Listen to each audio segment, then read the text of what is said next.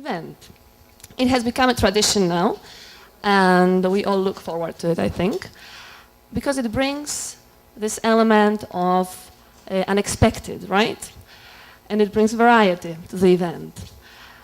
I'm not going to bore you today with details about what this kind of presentation is all about, because you will tell me some things today, because I have prepared a quiz for you. How many of you were here last year with us? So I'm sure you're going to answer the questions without any problems. Pop quiz then. How long has this kind of presentation been around? Has it been around for 3 years, 11 years, 20 or 30 years? 11? The correct answer is B, 11 years. It's been around for 11 years. How long is a Pecha Kucha or Pechaczka presentation? Is it 6 minutes and 40 seconds long? Is it 6 minutes and 14 seconds long? 16 minutes and 40 seconds? Or 5 minutes? Hey, that was an easy one. Now, what is the rule of thumb for this kind of presentation? 20 slides, 10 seconds per slide. 20 slides, 6 seconds.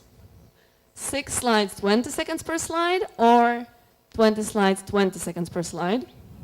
D. A piece of cake. You're good. Which of the statements is true? Presenters have an assistant change their slides. Presenters change their slides with a remote control. Slides change automatically every 20 seconds. Presenters click the mouse button to change the slides. No. So the correct answer is C. Now, how do you pronounce it?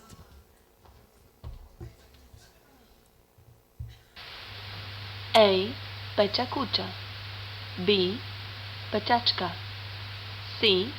Pecha Kucha. D. None of the above. So which one is it?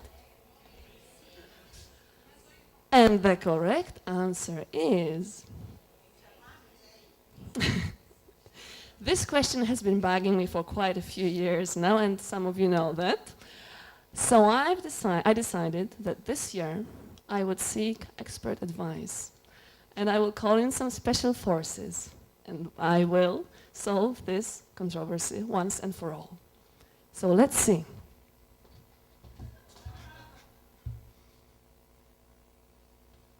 Hello, Margarita. Hello. Hello, TESOL Macedonia Thrace. My name is Noriko. I'm Achiko. I'm Keiko. We are all Japanese native speakers, and we would like to help you solve this controversy of global dimensions. The pronunciation of the term is せーの、ペチャクチャ!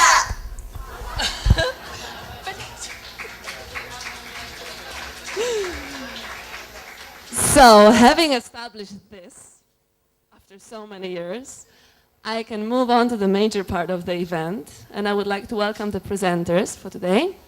We have Kiran, Božica, Dimitris, Theodora, Despina, Kathy, Effie, and Despina with us. We should give them a warm welcome and a round of applause, because delivering a Pecha is not a piece of cake, of course. I want to tell you that they have all been given carte blanche to pick any topic they want to choose, but I was curious, and I wanted to know what they were going to talk about. So I asked each of them to give me a phrase or a word that would describe the content of their presentation. Something like a teaser. So they told me. And the first presenter, Kiran, is going to talk about, guess what? Films. So Kiran, where are you? I guess your time starts now. Come to the podium.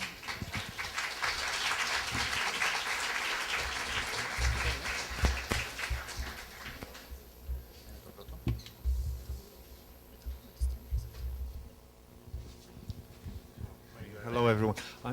I've never done a Pecha Kucha before, and I'm much more nervous about doing this than the plenary session. So, bear with me, okay? Bear with me. Okay, so I'm going to talk about films, 10 films in 6 minutes and 40 seconds. Films which can be used in the English language classroom. This, For Weddings and a Funeral, is one of my favourite films. I'm not a huge Hugh Grant fan, but this film I like very, very much. The slide is not changing. I thought it was going to change. It's changing. Okay. So one of the funniest scenes here is Mr. Bean, and I feel a little bit like Mr. Bean at the moment, because in this, he's so nervous, he's making mistakes, and I think that's what's going to happen with me today. And one of the reasons I like the film, the dialogues are fantastic, and I think we can use those in the classroom. It's very, very nice. This is another film I really, really like. I think it's a masterpiece, very, very nice film. And I think it was one of the first films, sort of romantic comedies. I do like romantic comedies quite a lot. And it's very, very nice. And there's one scene in this. Can you remember one scene? A particular scene? In the restaurant, yeah? In the restaurant. Okay, now here. Now, I think this is... I'm not sure you can use this with young learners, but it is a fantastic scene. And what I like very much is... Wow, what she does there. But this lady here, can you remember what this lady here says after? She says, I'll have what she's having, which I think is fantastic. So that's very, very nice. This another film, Slumdog Millionaire, I think is a very, very nice film. It's quite, it's quite inspiring and, showing, good lesson for young people if you work hard and if you study and, you get things in life. Is there a scene from this film? Is there any scenes from this film which spring to mind? The closing scene of the sort of Bollywood dancing scene is really, really beautiful. I don't know very much about Bollywood, but I think it's very, very nice there. So it's a nice film.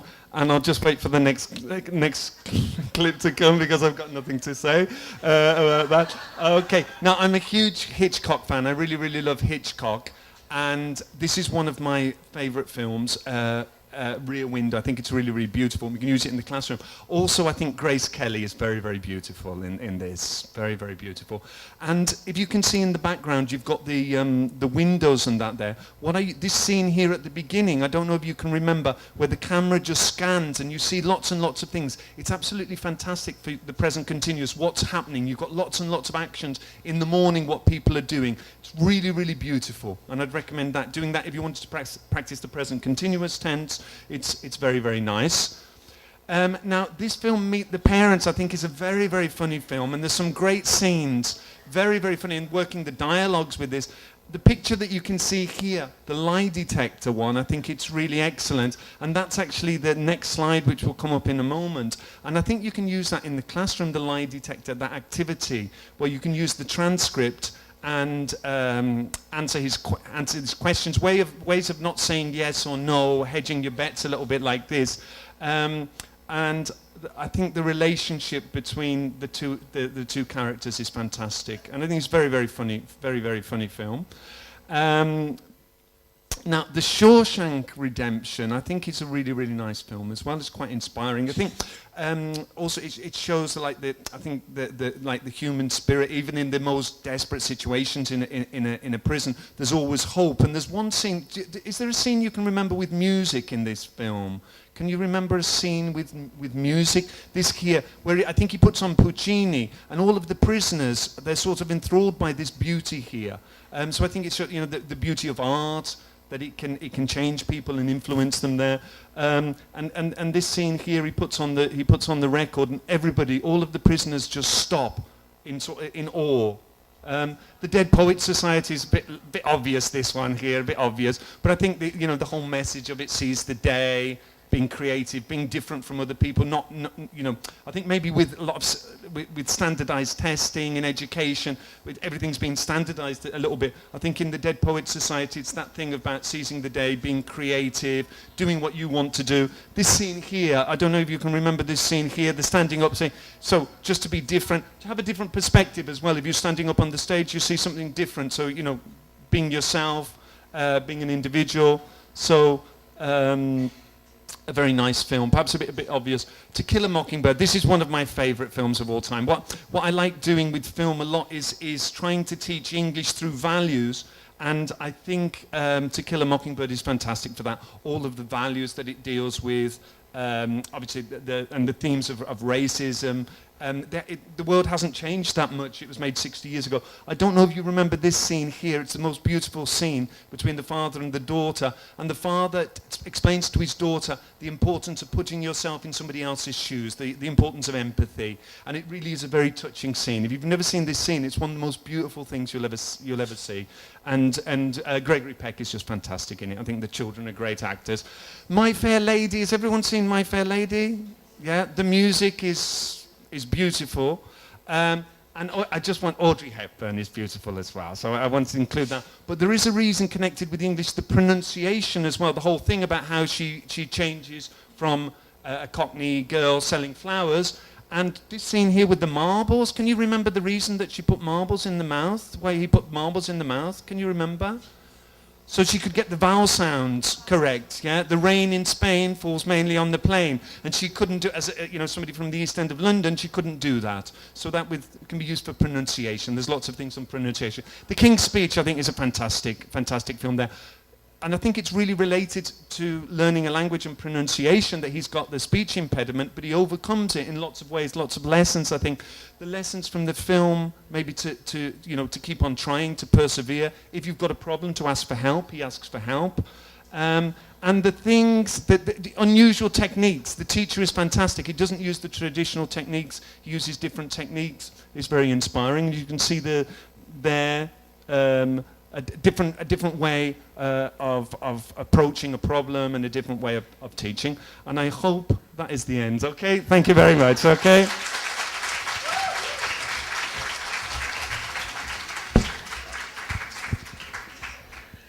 Thank you, Kieran. You see, it was not that difficult after all. Next, Božica. Are you ready? Well, the phrase is English is funny. The English are... Hi.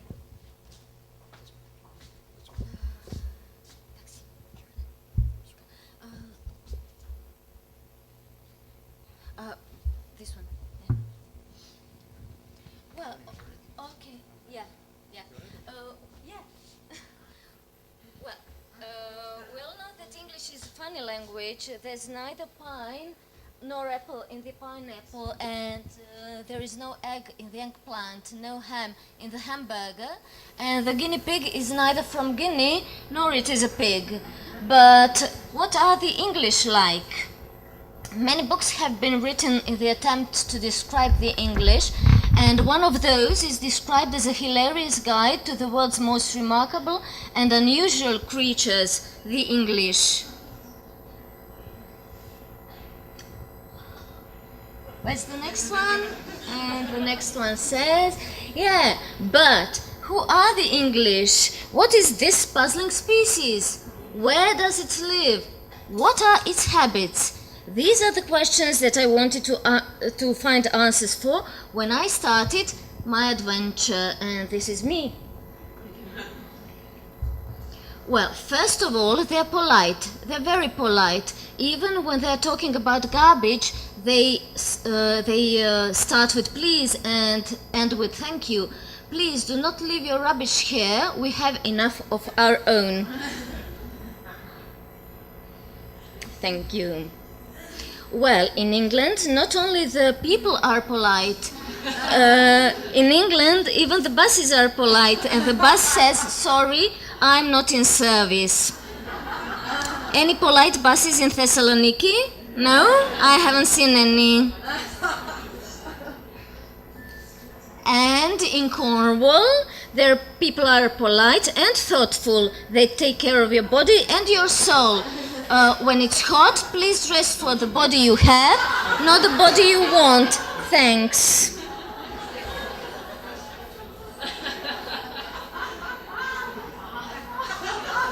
Well, they're polite and thoughtful and honest. This is honesty parking, box parking. Suggested fee is 50p, but you can pay as much as you want or not. But believe it or not, they say that they earn more money than regular parking lots. Well, they're dog friendly. Big dogs, small dogs, brown dogs, white dogs, all dogs are welcome, but when the dogs are around, children must be on a lead.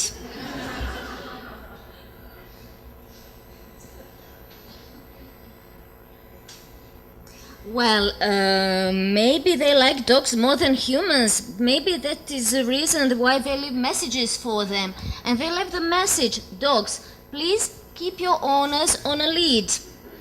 Are the English dog whisperers? I don't know. Well, whatever you think about the relationship between English and the dogs, one thing is certain, England is not a fairyland. There is no such thing as a dog poo fairy.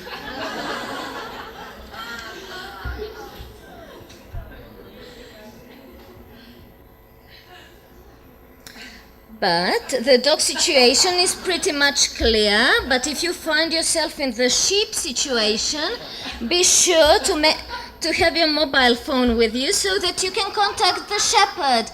Any problems with the sheep, please contact. Well, I know people without mobile phones here. Well, they like big serious warnings. Do not sit on the cliffs, do not climb the cliffs, do not approach edge of cliffs. Well, it's your fault if you fall, you have been warned.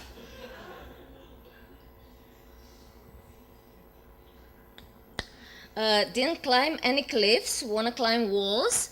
Well, don't even try. They've got anti-climb paint.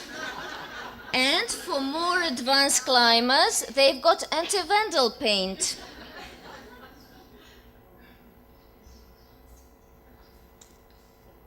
Feeling competitive? Maybe the sausage eating competition is the right thing for you. Well, the finals will be held in November, so you've got plenty of time to burn your calories from the July semi-finals.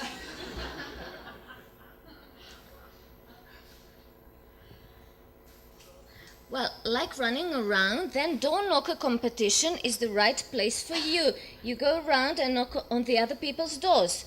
Or you're hiding an artistic beast inside you, then take part in the door knocker competition and create your own door knocker. And after all this running around, taking photos, there's a place for a thirsty tourist, an alcohol-free zone, a place where you can sit, relax, and enjoy your drink in the middle of the street. Well, not really. It is an offense to drink alcohol in these streets and public open areas. This is a zone free from alcohol, not free for alcohol. I was puzzled.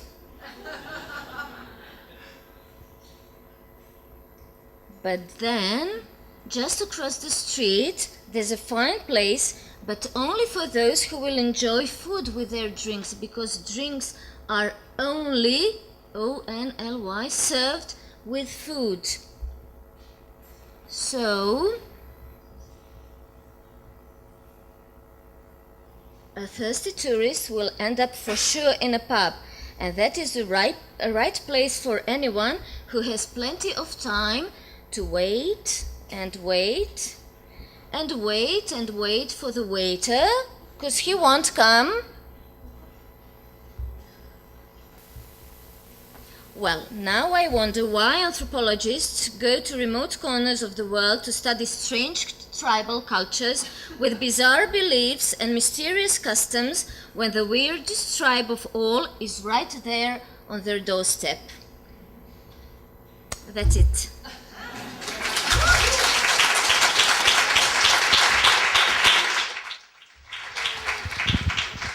That was funny. Right now, Dimitri. And the phrase is, the day I met PBL.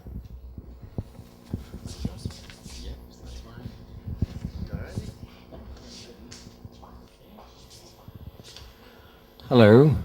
I'm going to talk to you about a love story. It's a story full of passion and hatred and love. It's the adventures of the day, well, the adventures I had ever since I met project-based learning. Ever had one of those days when you worked really hard, you're sitting at the staff room, another director of studies barges in and says, we're going pebble. And you think, pebble? Going on the beach? Great. No, you silly guy. The person sitting next to you digs you in and says, project-based learning. Project what? All right, you think, projects. I've done millions of projects. They're everywhere, ever since I was a student. Piece of cake. What's all the fuss about? We can easily tackle with it. Projects? Anybody who hasn't done any project in their life? So what's he talking about? Little did you know. Then suddenly it starts raining skills. Not men, skills. Skills, sub-skills, skills of all sorts. And you think, well, maybe it's not as simple as I thought it is. Maybe I should think twice. And then you start reading, and suddenly you start panicking, because you realize you've got to teach grammar, vocabulary, do reading exercises, do practice tests, oh my God, and do PBL. Aren't these too many pebbles in your basket? Jesus. So, you think, right, calm down, let's pretend, let's fake it. Stop laughing. Nobody's going to understand anything. Well, let's just pretend that we're doing it. But then again you think, well, I don't know, maybe, after a certain point, people will understand. So you just start thinking, what's the catchphrase? Thing outside the box. So you start playing with boxes and you realize that maybe a synergy of all these boxes might lead you to achieve your learning goals. Everything under control so far, right? Yeah? So you think, let's try it. So you try it in your class, and your students go TGING. Any idea of what this might be? Thank God it ain't grammar. And you realize your students have been overexposed to grammar exercises. Oh my God. So you think, right, let's try project-based learning. It can't be that bad after all. So originally you get directions from your directors of studies, and then you implement it, and students produce project work, and finally students become more autonomous and they suggest things, and you get an idea and you suggest things to your director of studies. Everything under control now? Everybody happy? Little did you know. Beware of the parents, Greek parents. They always get a perverse joy of complaining because they did Georgakis' PowerPoint presentation and it took them 5 hours. Had they given it to Georgakis, he would have done it in 10 minutes. But they're happy because they can complain. And then you get external assessment coming, saying, how can you assess projects? I'm sorry, we need statistics, we need data. For crying out loud, I thought teaching was happiness, was joy, and not statistics. Well, maybe I should reconsider. So suddenly somebody comes up with an idea and he says, rubrics. You think, what? Rubik's Cube? No, rubrics. Why don't you use rubrics to assess what your students have done? And maybe you could actually involve them and ask them to assess their own projects. Well, it's not a bad idea, is it? And the next question that comes to your mind is technology. Involve technology, isn't that expensive? But I thought that teenagers are good at crowdfunding. Grannies, grandpas, they all give money and they end up with expensive devices, more than you can ever imagine.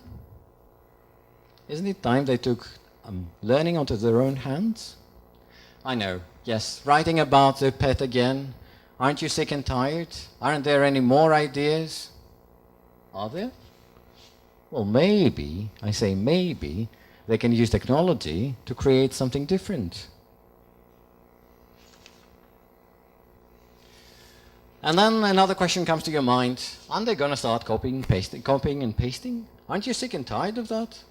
Well, the question is, if you don't teach them, who's going to teach them? And if they don't learn in class, what are they going to do when they finish school? They'll just copy and paste. And after all these thoughts, you suddenly remember neuroscientists going, fire it to wire it. Experiential learning helps people retrieve information and makes learning easy. And you think, maybe it's not a bad idea after all. Any other suggestions? It's motivation, dear Watson. That's what Sherlock Holmes would have told you if you asked him to find the mystery of learning. And indeed, it's motivation that makes a difference in your teaching. And this was actually done by a student who I'm sure will never forget what "dare" means. Isn't it utopic? Well, welcome to the real world. In a growing number of jobs, what workers have to do is work in groups, collect data, select, synthesize, create, communicate and collaborate, present their work and negotiate. At the end of the day, the decision is yours. You can choose to make PBL, fake it, do it just for the sake of doing it, and put another pebble in a big wall that won't make any difference to anybody, or a pebble on the beach. Or what you can simply do is take away your students' learning.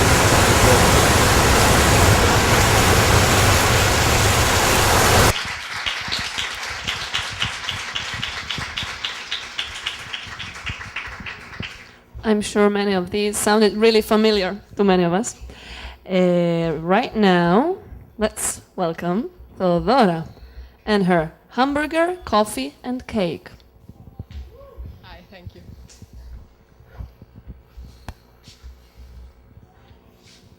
Okay. Yeah, ready. Okay. Hi, my name is Theodora Papanagiotou. I am a freelance teacher here in Thessaloniki, as Margarita said.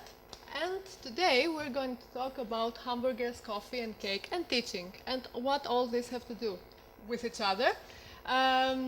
Okay. Have you ever wondered? Doesn't change. Okay. Have you ever used technology in the classroom? Do you find it useful? Do the kids like it? Well, I find it useful. I try to motivate my students with technology, and I try to use every possible tool there is to do that.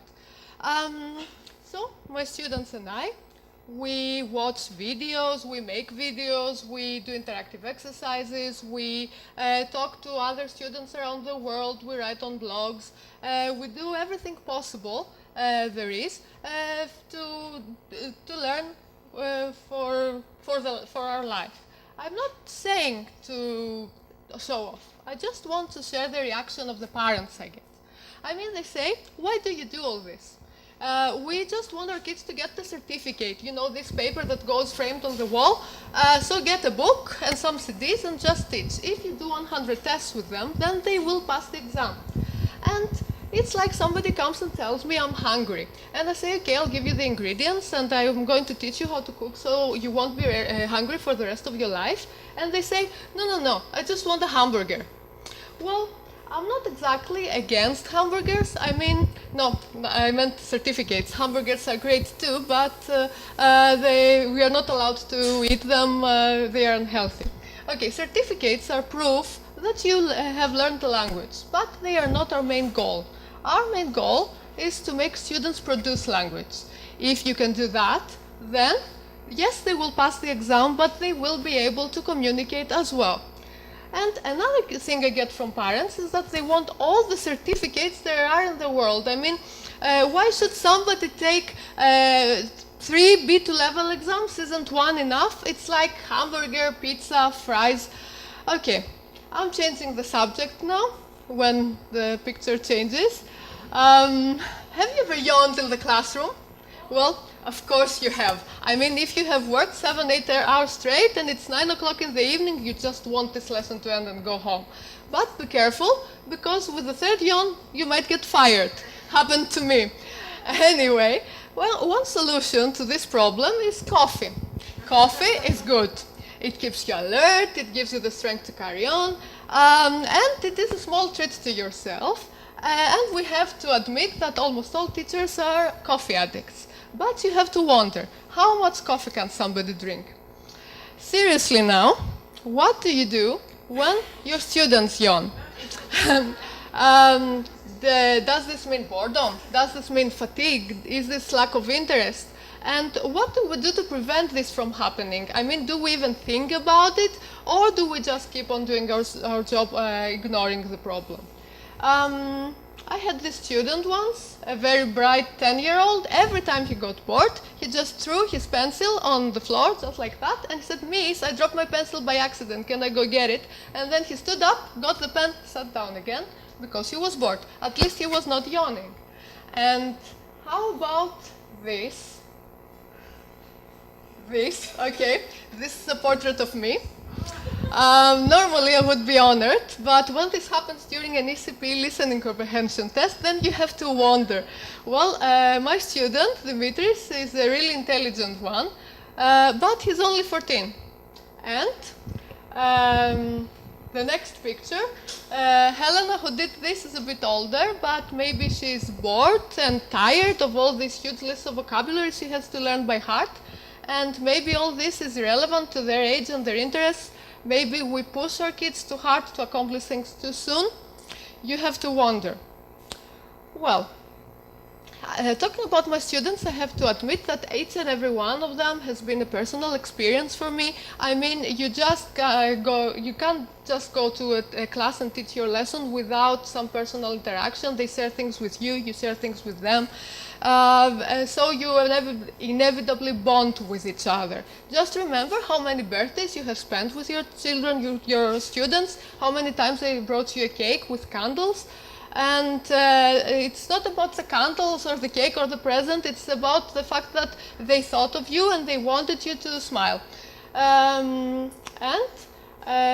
about the matter of trust? I have this student, Alex, he writes love poems in English, not to me, to his girlfriend. Okay, normally he doesn't show them to anybody, he's really shy, but he shows them to me because he wants me to correct his grammar. So, okay, trust is everything. And okay, the children, the students know that you care. These are a handful, they drive me crazy, but one time they came and they told me, they asked me, "Miss, can we call you mom?" And I said, "Why? How come will you call me mom?" And they said, "Okay, because you shout at us sometimes, like our moms do, but you really care if we learn." And maybe when they grow older, they will not remember the passive voice or the past continuous, but they will remember you, the teacher who talked to them and made them do team projects. And they will remember what they were working on because they had fun doing it. Of course, when the children feel too close to you, then they might ask you some very awkward questions, like the story my friend Vicky Laura shared with me. She had a little student, Maria. Maria came and asked her once, "Miss, are you married?" And Vicky said, "No, not yet, Maria." And Maria says, "But you're a big lady." And my mom says, "You can have kids whenever you want." So what can you say to that? Well, as you can see, I can go on and on forever talking about irrelevant things, so thank God it was only 6 minutes and 40 seconds.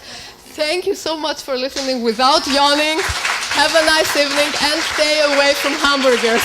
Thank you.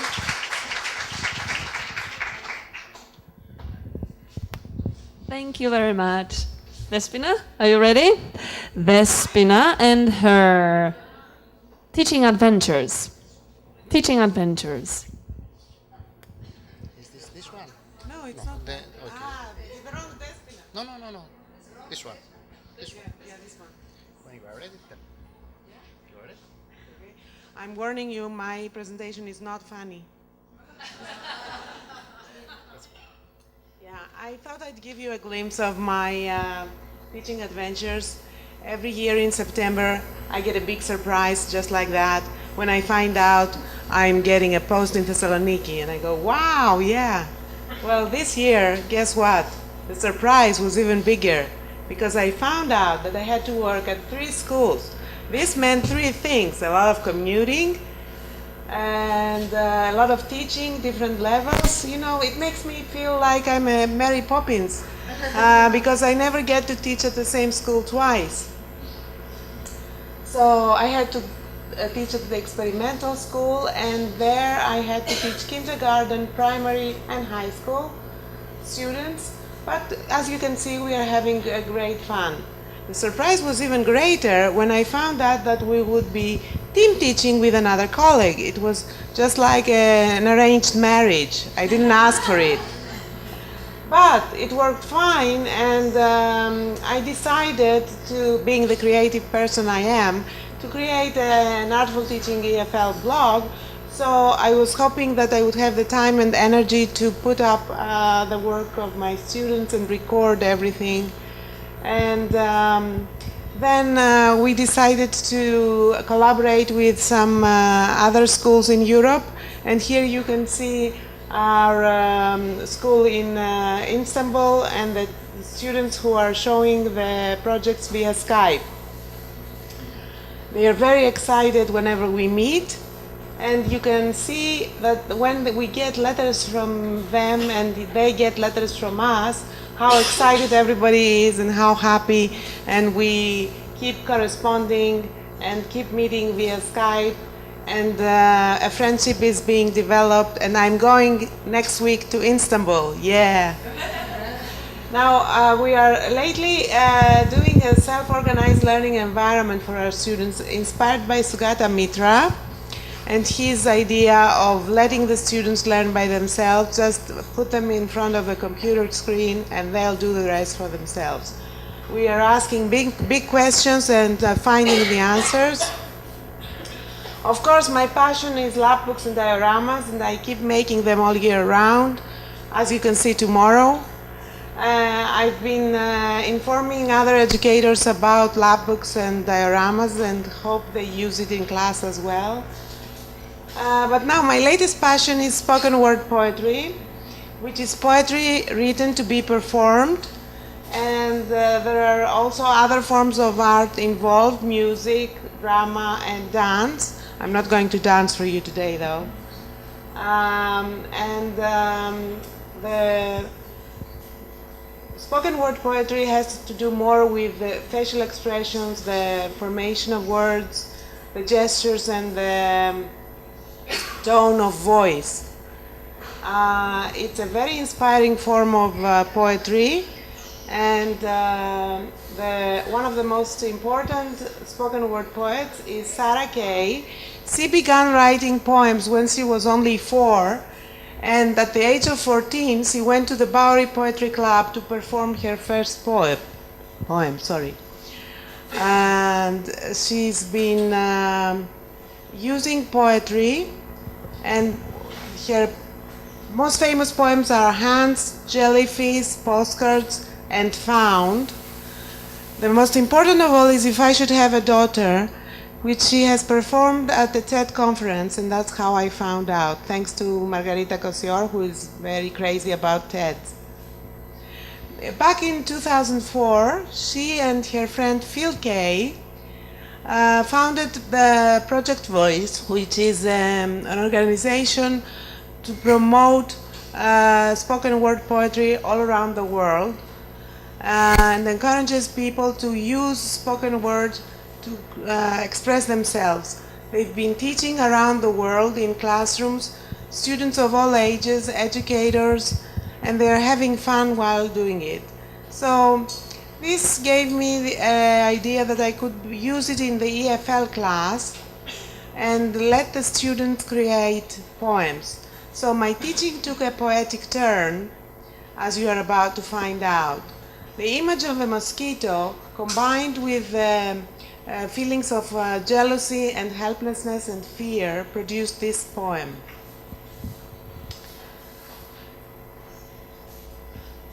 Like a sneaky mosquito hiding on top of a picture frame, getting ready to attack ruthlessly and suck the blood out of you, leaving a red mark and an itch that won't go away. The green monster is whispering fairy tales in your ear again, which grow into poisonous ivy, entangling you in strings of lies, fake promises, and broken dreams, leaving you gasping for air. I think I need, okay. Walking in dangerous and unknown paths, searching for answers, asking questions that have no answers, desperately looking for a helping hand. I think I've forgotten. like fish trapped in the nets, on a fish, writhing hopelessly on the deck of a fishing boat.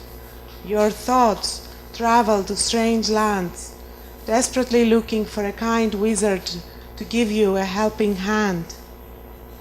But the green monster has no intention of leaving you alone, listening for the phone to ring, waiting for the door to open.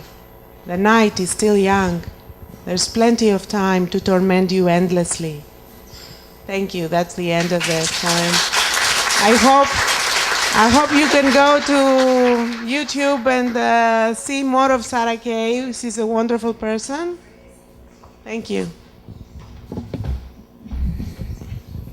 Thank you, Despina. Let's forget about teaching for the next 6 minutes and 40 seconds and listen to Kathy. And the phrase is, things Greece is famous for. Greece.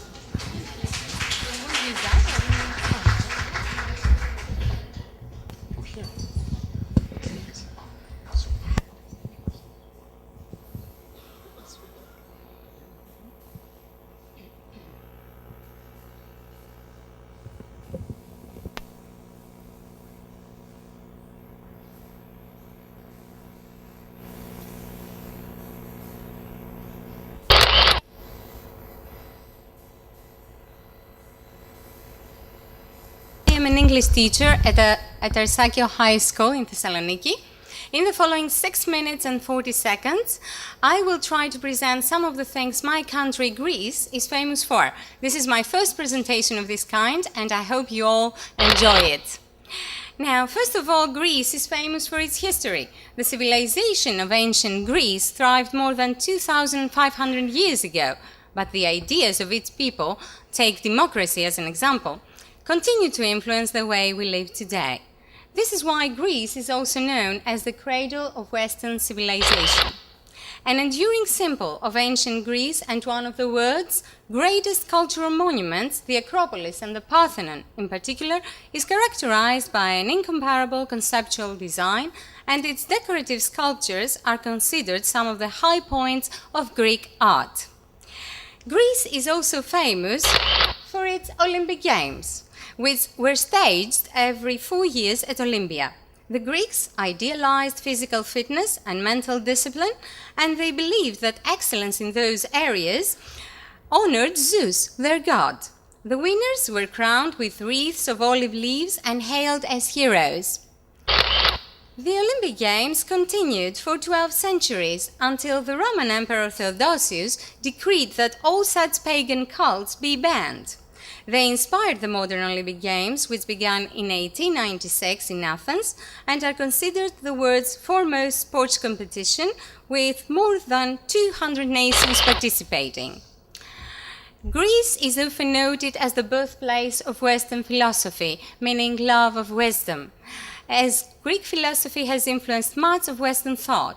Alfred North Whitehead once noted, "The safest general characterization of the European philosophical tradition is that it consists of a series of footnotes to Plato." Three of the most famous among the Greek philosophers are Socrates, Plato, and Aristotle. Socrates was first to make a clear distinction between body and soul. Plato is known for the famous dialogues he wrote, and last but not least, Aristotle is known as the founder of the theory of logic.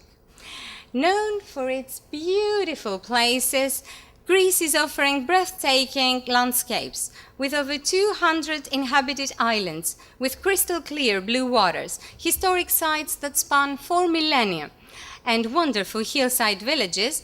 There is a wide variety of attractions to explore. Places like Santorini, Meteora, Mount Pelion, and the Ionian Islands, just to mention a few, are characterized by their unparalleled beauty and their uniqueness, as evidenced by the growing number of tourists visiting them year by year. Is there anyone who wouldn't want to visit and explore these places? Now, one of my favorite items, Greek cuisine, has influences from the different people's cuisine the Greeks have interacted with over the centuries. The combination of excellent raw ingredients, unique regional flavors, and the sharing of meals with others turn Greek cookery into a delicious experience. Greek food combines the freshest of ingredients from land and sea to create a highly appetizing and healthy cuisine. It is the perfect example of the Mediterranean diet, and it is based on a variety of flavorful foods. Who wouldn't want to taste these dishes? I myself wouldn't be able to resist. Now, let us not forget about the Greek people, who are known to be hospitable, warm, sociable, and open-hearted. On the other hand, they are also noisy and indiscreet. Now, the vast majority of them speak a second language, usually English, and they are well acquainted with foreign people. Just attend a traditional Greek wedding, not my big fat one though. Participate in a traditional dance festival or even visit a small cafeteria on a lesser-known Greek island and you will get the picture. Insider tip? While you're dancing, make sure you don't forget to use the word "opa."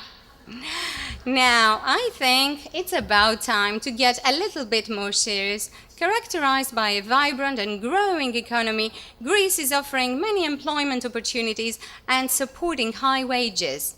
Especially the Greek public sector is known for its high productivity and effectiveness. Let us take a brief look at a couple of snapshots regarding the modern and highly competitive Greek economy, as well as the team-oriented and innovative work approach that has been established at many Greek public sector companies. I think these pictures do speak for themselves. Yeah. Okay, and who deserves most of the credit for all these economic achievements? You guessed it right. Our highly competent and hard-working politicians, their visionary politics, and their personal values and qualities decisively contributed to getting us where we are today. We owe them everything, literally speaking. Who to begin with when talking about inspiring politicians? Each one of all these fine gentlemen here has demonstrated extraordinary abilities on how to rule a country or how to constructively lead the political opposition. Isn't it reassuring knowing that our future lies in the hands of these men? And now, as we're coming to the end, let us highlight the importance of Greek language. It is estimated that the English language contains over 50,000 words of Greek origin, especially in the fields of science and medicine. Now, did you know that the term Pecha Kucha comes from the Greek language? The word Pecha means crushed, and the word Kucha means standing on one leg. Thus, the term Pecha Kucha is used to describe presentations that only scratch the surface and do not provide an in-depth and balanced analysis. Okay.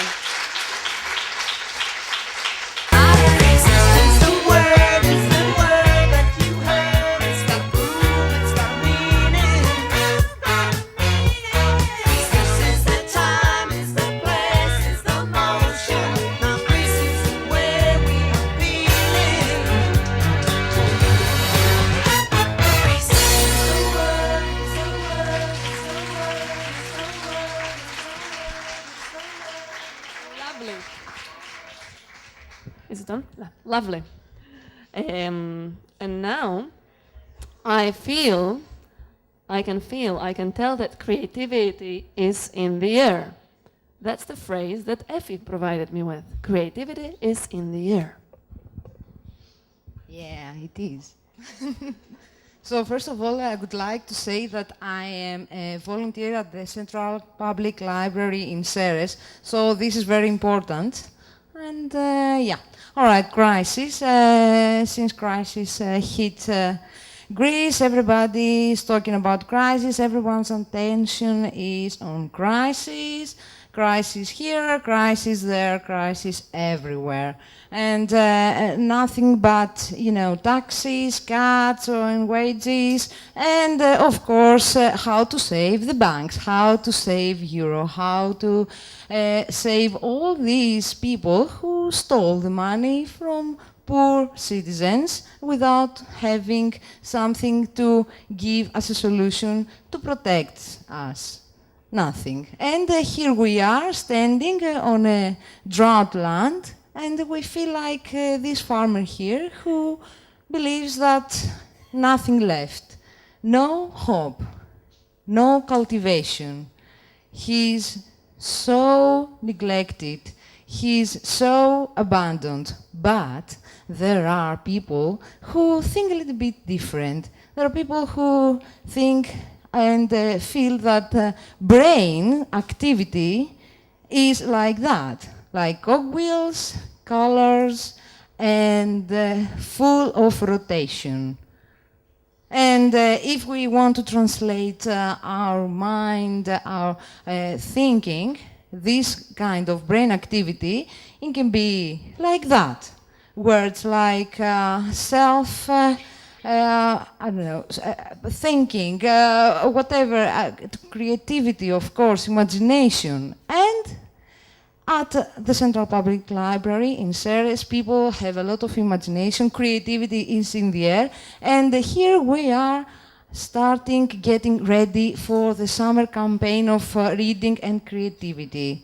And a lot of colors were, and here we feel that the good side, the force is with us, and we are ready to be creative. We are ready to give our best, and we kind of live in our planet. So there are ladies, all of them are volunteers, who chose a story which is called the Book of Colors, and they decided to use props and gestures to present it to children, and with a very funny way. Then they show them how to create a set, how to draw, cut, paint, how to collaborate, and how to put all these words into pictures, how to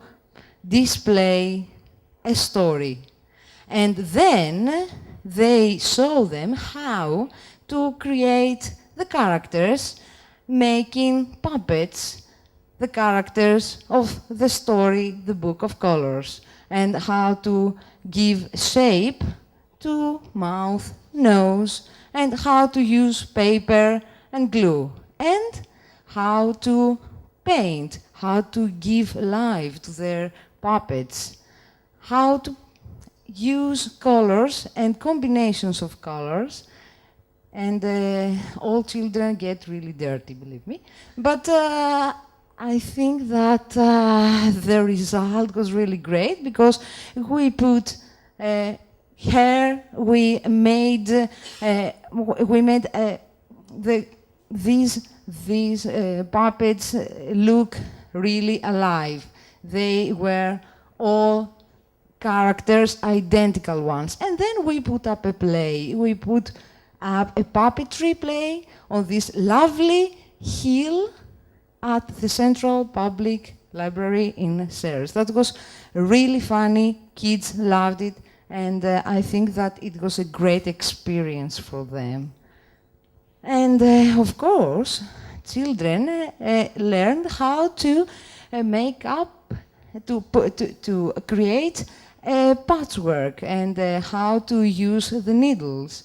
I think that some of us don't know how to do that, but these children are really happy because they create something great. And of course they had the chance to learn other languages like French and English, and they had the experience to explore the Little Prince through French language, and experiments. How could not have experiments in the summer campaign?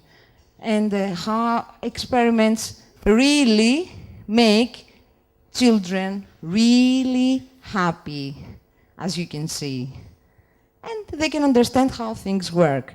And of course, there is a program that is called Digital Storytelling. It is e-stories chess box. It is a digital storytelling narration of local history, which I'm part of it. And it's a program that really makes you be in a set like that, talking to people that they want to say stories, to narrate stories of their local history, of their own experience, of their grandfather's experience. Creativity sets us free. Creativity takes courage. As Matisse said, life is not about waiting for the storm to pass by, learning to dance in the rain. That's the whole point. We must not be stable, because creativity gives us the wings to feel like that and to be happy all the time, forget all about crises, and be very, very energetic. Thank you very much.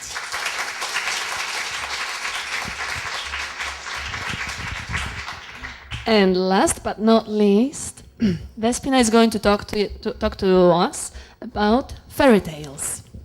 Enjoy it.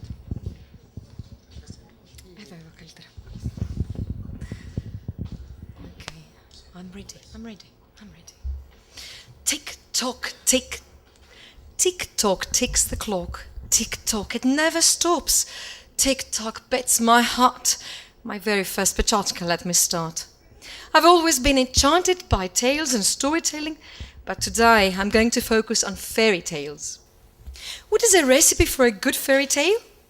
A far-off land, a kind good king, a special ring, a magic spell, a wishing well, a puss in boots, a beast in suits, a pumpkin carriage, a royal marriage.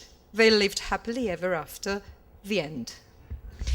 Fairy tales are sheer fun. What's more, they can teach us a lot about our world. First of all, we get to understand that the youngest sons and daughters are the cleverest, the kindest, the bravest, and the most good-looking. As I happen to be the youngest in my family, I can assure you this is quite true. Next, fairy tales show how nasty, how wicked stepmothers are, always envious of their stepdaughters, whom they try to humiliate, slander, or get rid of. That's why, for generations, stepmothers have tried to keep their stepmothering identity secret. Is this just a coincidence? Fairy tales teach us there's always bitter rivalry between sisters. Girls, beware.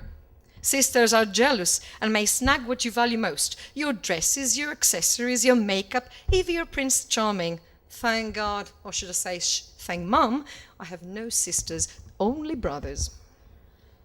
Many times upon a time, there was a kind and noble king who loved his wife. Many times upon a time, there was a queen who died at childbirth, and her husband mourned over her tomb. Queen Victoria and Henry VIII are nothing but exceptions to the rule. Now, doing housework cannot and will not spoil your soft hands, will not wrinkle your face, will certainly not damage your beauty, which is the case of Cinderella. One could argue that Cinderella consumed only organic food and used eco-friendly, non-toxic products like green soap and vinegar. In fairy tales, wolves are the notorious villains. They're the most vicious monsters, the most wicked, cunning, and fearless beasts that devour elderly ladies, little innocent girls, harmless pigs, and naive little goats. Well, scientists claim all this to be nonsense. But can we believe them? Love is magic. It can turn slimy green frogs and ugly ferocious beasts into gentle princes. Well, fairy tales usually end with a wedding, so you only get half the truth.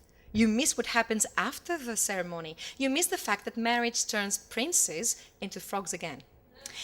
In fairy tales, an oligarchy of royalty rules the world, and there are only very rich people on one hand and very poor people on the other.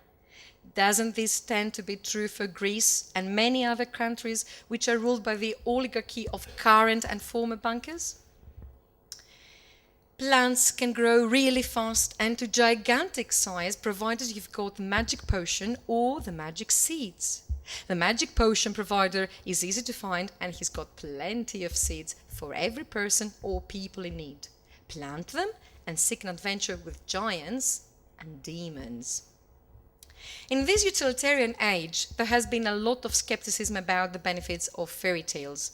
Some discard them as not politically correct, as outrageous fantasy whims.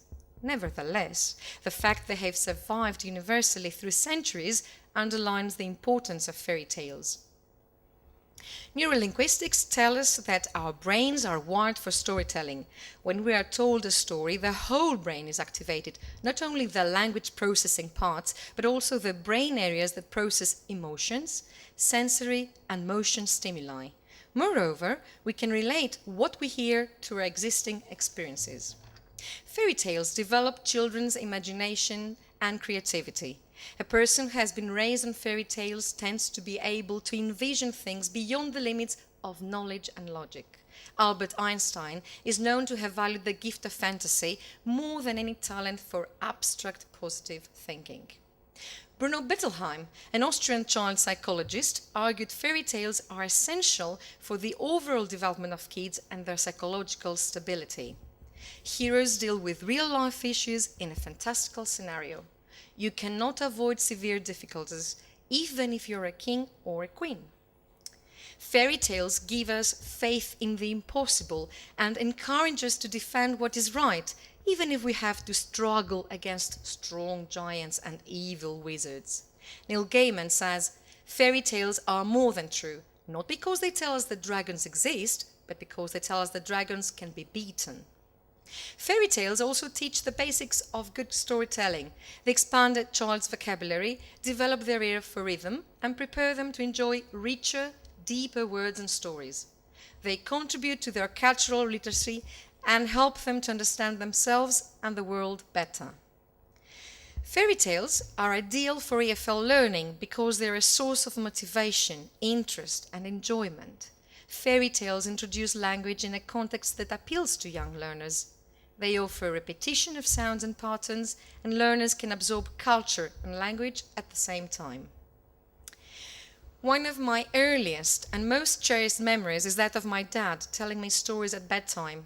He would tuck me in bed, sit beside, and narrate fairy tales most dramatically. Those tales were my entertainment, and at the same time I felt I was building a strong bond with my dad. And now I'm trying to build the same bond with my own children and my children in class. So, whenever I have a few minutes to spare, I curl up with my daughters onto our comfy sofa and tell a fairy tale. When it is their bedtime and they cannot fall asleep, storytelling is the answer, not counting sheep. Thank you very much.